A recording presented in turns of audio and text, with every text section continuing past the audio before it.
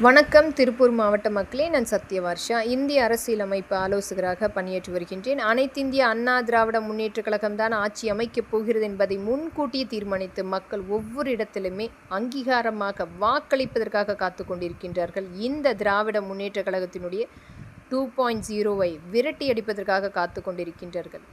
ஒவ்வொரு இடத்திலுமே மக்களுக்கு அநீதி செய்து வறண்ட வனவாசத்தையும் முழுமையாக 5 வருடத்தில் மக்களுக்கு நேரடியாக கொடுத்த இந்த திராவிட முன்னேற்றக் கழகத்தினுடைய 2.0 பெண்களையும் குழந்தைகளையும் குறிவைத்து 35,000 பெண்கள் கற்பழிக்கப்பட்டு வழக்குகள் பதிவு செய்திருக்கிறது.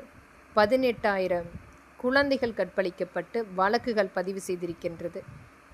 இன்றைக்கு நடக்கின்ற அநீதி ஒரு மிகப்பெரிய அளவில் திராவிட முன்னேற்றக் கழகத்தினுடைய 2.0 அதிலும் வழக்குகள் பதிவு செய்யாமல் இவர்களால் விரட்டியடிக்கப்பட்டு அச்சுறுத்தப்பட்ட அனைத்துமே விசாரிக்கக்கூடிய ஆட்சி அமைப்பு என்பது நம்மளுடைய அனைத்து இந்திய அண்ணா திராவிட முன்னேற்றக் கழகம்தான். மக்களும் அதுக்காக மட்டுமே காத்து கொண்டிருக்கின்றார்கள்.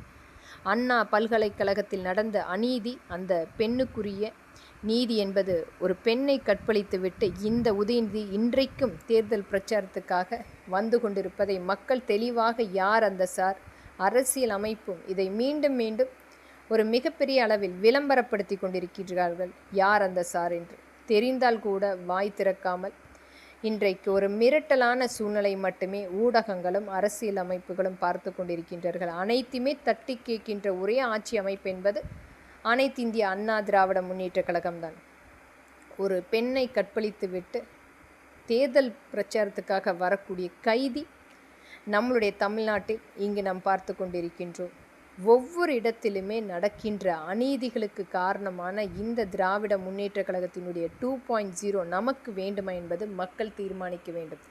திருப்பூர் மாவட்டம் முழுமையாக குப்பை கூலங்களாக மாறிக்கொண்டிருக்கிறது. அம்மக்கள் இன்றைக்கும் அந்த வாழ்வாதாரத்தை வாழ்ந்து கொண்டிருக்கின்றார்கள், வாழ்வாதாரத்தை இழந்து கொண்டிருக்கின்றார்கள்.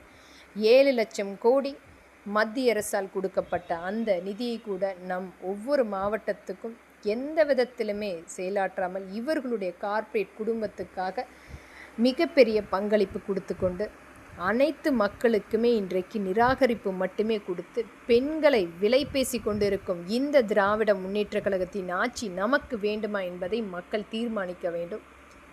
மக்களை இன்றைக்கு மிகப்பெரிய அளவில் ஏமாற்றி 7 லட்சம் கோடி இவர்களுடைய குடும்பத்துக்காக எடுத்து வைத்து மக்களை மட்டுமல்ல மத்திய அரசு இன்றைக்கு முழுமையாக மிகப்பெரிய அளவில் குற்றம் சாட்டி கொண்டிருக்கிறது. நமக்காக நம் மக்களுக்காக